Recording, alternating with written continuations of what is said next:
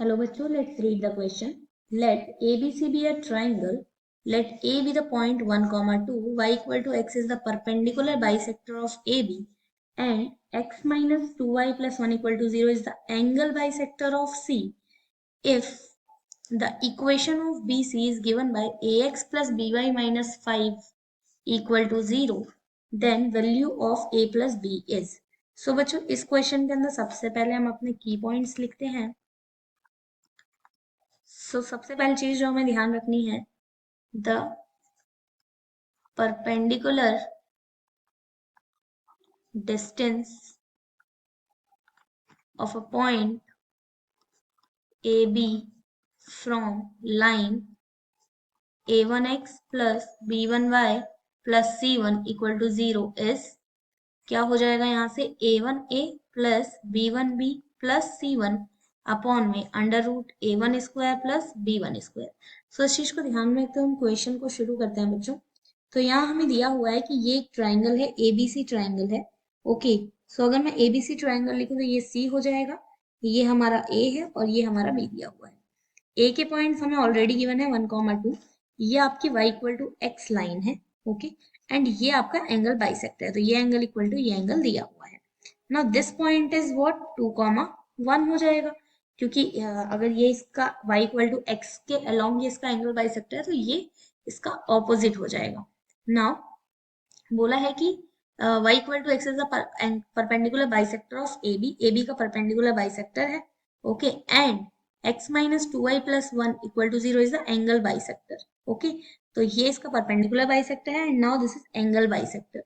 तो बोला है कि एंगल C पे if equation of BC is given by, अगर आपको BC की इक्वेशन जो है वो AX plus BY equal to 5 minus 5 equal to 0 दी है, तो a प्लस बी आपको यहाँ से बताना होगा. Okay, now this is not the equation of y equal to x. बच्चों ये आपको दी हुई है इक्वेशन किसकी, हमें ये इक्वेशन दी हुई है x minus 2y plus 1 equal to 0. Okay, now इस चीज को ध्यान में रखते हुए अगर हम यहाँ पर देखें तो मैंने a की इमेज BC डैश पे बनाई, कहीं a डैश इमेज बन गई, तो हम इसको क्या लिख सकते हैं, इमेज ऑफ a से a dash with respect to x minus 2y plus 1 equal to 0 lies on BC.